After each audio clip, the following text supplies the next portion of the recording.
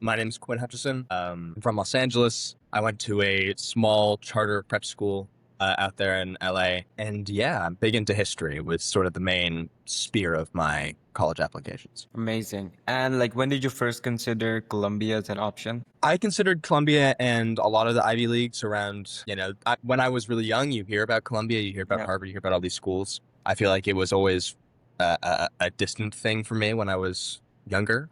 And then going into high school, it became an even more viable option because of, some of the financial aid that Ivy Leagues offer that a lot of other schools don't offer. Yeah, makes sense. And like, how many schools did you apply to? Did you apply ED to Columbia or did you apply regular? I applied EA to, or whatever Harvard calls it, to Harvard, and I got deferred there. I applied to, I don't remember the exact number. It was upwards of 20 schools, but you have to sort of count the UCs, a little bit separately because Yeah. that's one application that goes out to however many. I think I applied to about 6 of those or Mhm. 5. So yeah, I would say 15 proper sit-down applications individual plus the UCs. Amazing. And like, out of all of them, like, how many did you get into? Columbia was the only Ivy League I got into, and I Mhm. applied to almost all of them minus like Cornell and I think it was just Cornell. Okay. And out of the rest of those, the other 10, I probably only got into about 3. Okay. And like, how was your Minus the UCs. I got into all of the UCs minus Berkeley and UCLA. okay? And like, how did you select those colleges? Like, what was your process? What was your strategy in that? For me, it was a lot of research early on, starting senior year, late junior year. I was doing a lot of research into where I wanted to be. I knew for a long time because, born and raised in California, I spent so much time in LA that I wanted to get out of the West Coast generally. Makes So sense. most of my research process was focused, and most of my efforts were focused on the East Coast. A lot of schools sort of in New England and in the Midwest, your Northeastern, your Chicago's. I will say when that result process came through, I was waitlisted at like the vast majority of the schools that I applied to. I got a lot of rejections too, but there was a lot for me, especially towards the end of that, acceptance process. It was a thing of like, am I going to have to go into the waitlist battle for the summer? But yeah, a lot of my consideration was, is it an East Coast school? Does it have a good history program? Does it have a good political science program? Those are like the 2 areas that I knew I was most likely geared towards going to. Okay. And then I sort of compiled that list, and it kept growing because my college counselor wanted to see how far we could push it, and we had a pretty expansive list by the end there. Makes sense. All right. Let's talk about the stats that got you into Columbia. So I guess like, what was your GPA and what was your test scores, if you gave any? So I didn't really get my test scores. Did pretty good on that. Actually, I'll have to check for you. My GPA, I finished with about a 4.2, Okay. unweighted. And Yeah, go okay, ahead. go ahead. No, go ahead. Okay. Go right ahead. Seriously. All right. So I was gonna ask, like, did you take any APs, and if so, like, how many did you take? Yeah, I took a lot of APs. My school prioritized APs. My school is super small, so it didn't have like a ton of classes, but the classes they did had tended to be APs. I took APUSH, I took AP Pre-Calc, I took AP World. God, I'm trying to think of all the APs I took. Most of my classes in my junior and senior year were APs, and I had Okay. 6 classes per year. Makes sense. And like, what was your grades on those? Like, did you get all 5s, or did you get like 3s or 4s? I did not like? get all 5s. I did not. I tended to average around the 4 range when it came to my APs. Okay. And like, I don't know, like some schools just like some people don't submit AP scores, just submit the subjects. So like, what was the strategy there? When it came to submitting APs, obviously, you're going to report that I'm in those AP classes. There generally isn't much of a harm in reporting the score. Okay. At least that's all the advice that I got. So I would report my scores accurately when it came to that and send them in if the school Makes requested them. sense. All right, moving on. Let's talk about your ECs. So I guess like, when was the earliest you started thinking about crafting a good activity section for your con? Yeah, so I feel like the proper considerations of it started when high school began, but I have had a YouTube channel since I was in 2nd grade called A Kid Explains History. That was a huge push for me. I always had been the main thing I did outside of proper academia, and that had about 30,000 subscribers and 3 million views, probably a few more now. So when I was young, that's a lot of what I did. I mean, A Kid Explains History has always been a huge part of my life. Going into high school, though, you get into those more traditional ECs. I did speech and debate all 4 years of my high school career. I went to California State every single year I was in high school. I went to nationals the one time I went to qualify for it.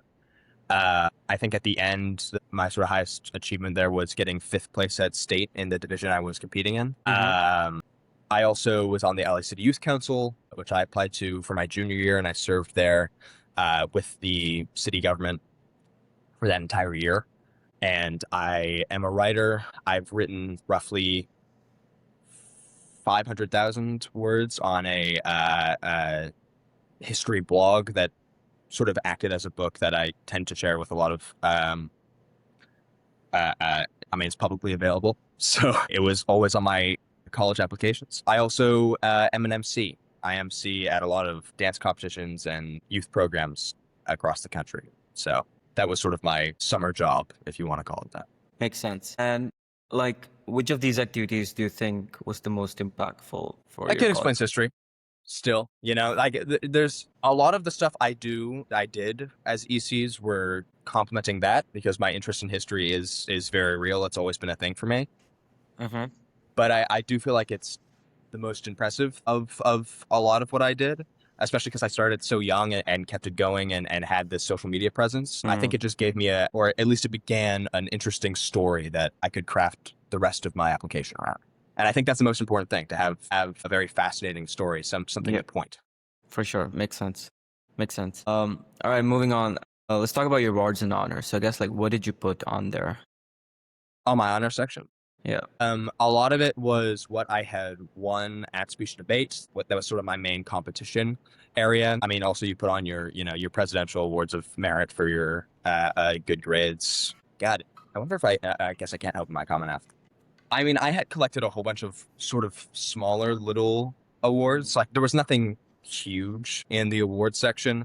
I feel like I even put that I was, a bronze creator on YouTube through A Kid Explains History. Just sort of whatever I knew that I had won over the course of 4-ish, 5 years. Would you say like your whole application was very, very focused, or do you think like some of the activities and stuff was somewhat scattered? I was very focused. I feel like basically everything that I had pointed in the same direction of the sort of history, political science, media zone. Everything had a purpose to be there.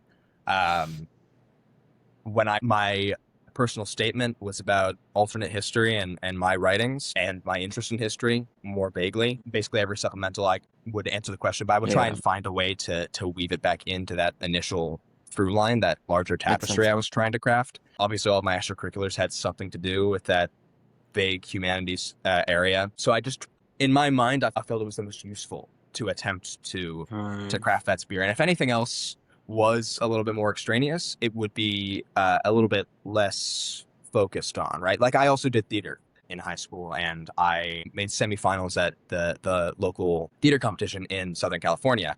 That was one of my lower honors, just because I felt it wasn't contributing to the overall narrative. Makes sense. Yeah, for sure. Like I think like a lot of people have issue finding something like you did. And their activities end up way too scattered, or they haven't found something that they have gone deep enough in. But like, what do you think they should do? Like, what do you think they should do to first find it?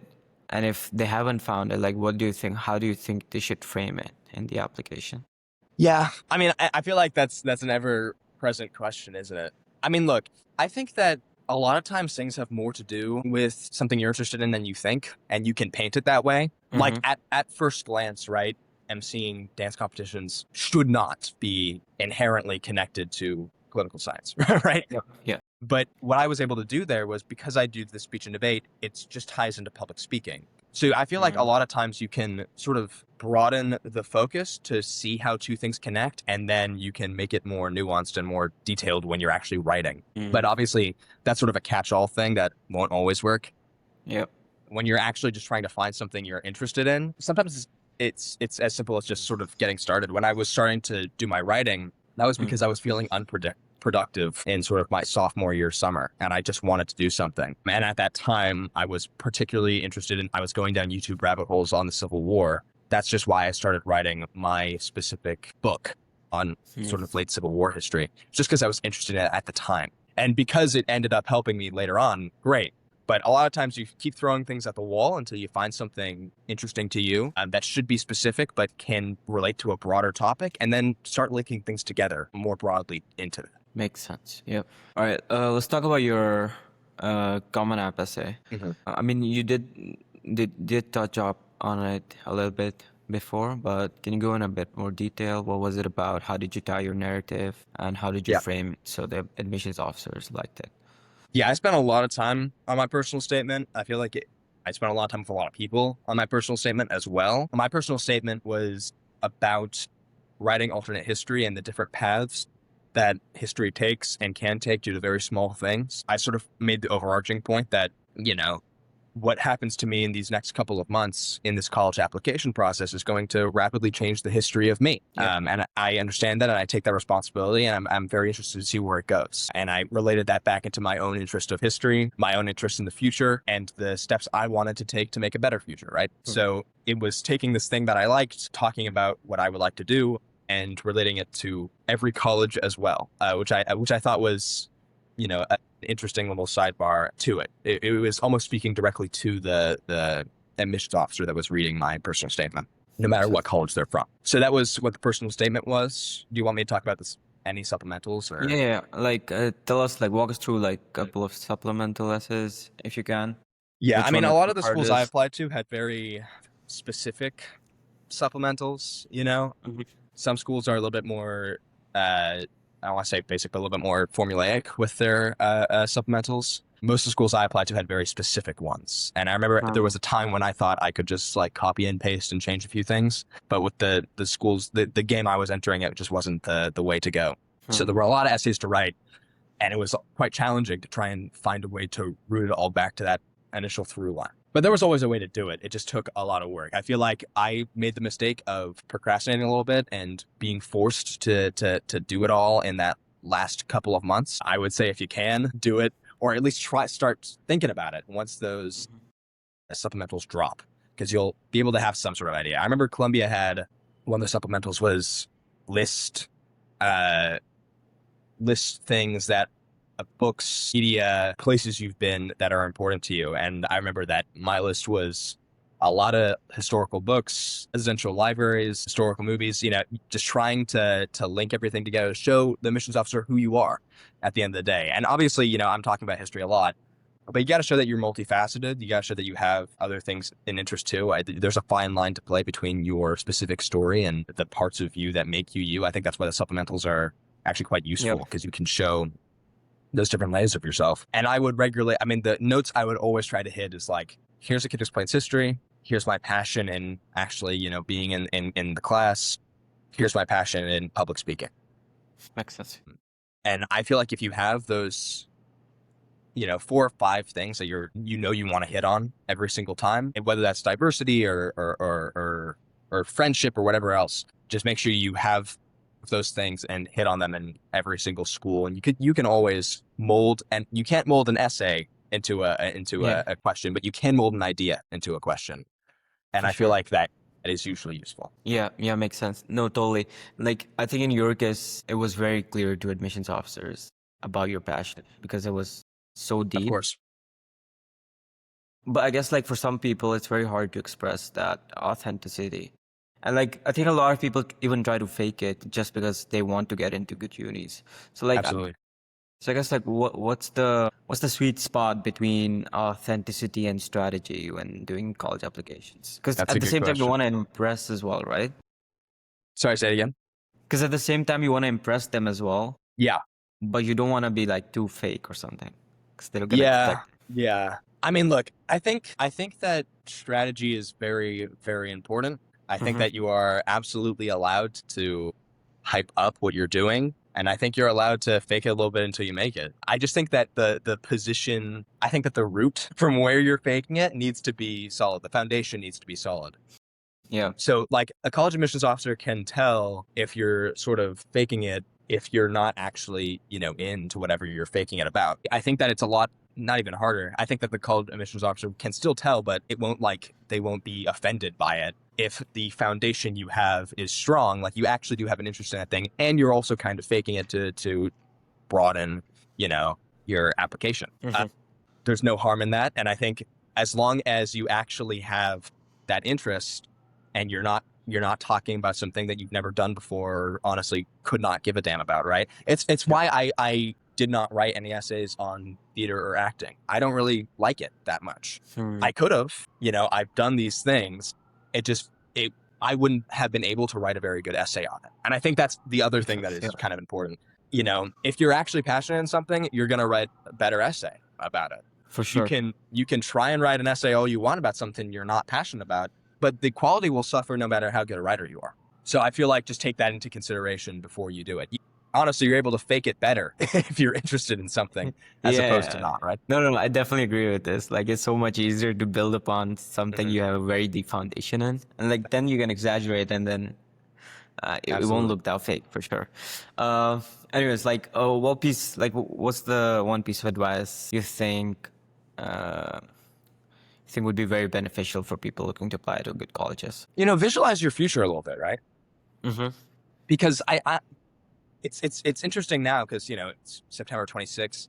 September 26th in 2024, that's only a year ago, but I mean, everything about my life quite literally has changed. And I understood that was the case that year ago, but I feel like at that time I wasn't visualizing where I could be. And I think it's actually quite important to in your sort of mind's eye, identify that a lot of things are about to change and that you're the only person that can make them change. And if you really have that deep drive to do something, you should do it. I mean, this is when you're sitting there and you're trying to compile your list, I feel like you shouldn't think about, where you will get in. You should think about where you want to get in. And if that is, out of your reach, that's okay. Throw it out. A lot of it comes down to stats and what a college is looking for. And that is all absolutely true. But it's also true that it's a luck based game. Your chances just change depending on what stats you have. So I would say, throw your hat into the ring if you're really interested in a place, really interested in visualizing it. If you have the means, I would even say it's a good idea to go out and look at some of those colleges before you start applying, right? Makes sense, yeah.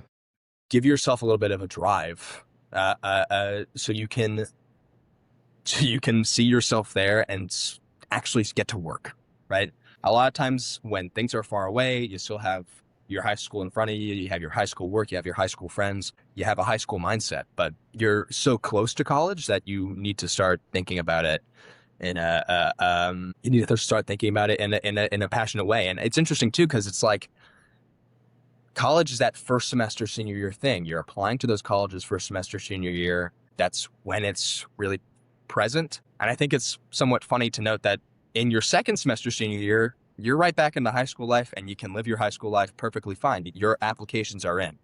So take that first semester to get those applications in, get them as good as you possibly can, ask for as much help as you possibly can from teachers, parents, whoever else, people that know you. And then in your second semester, senior year, have fun.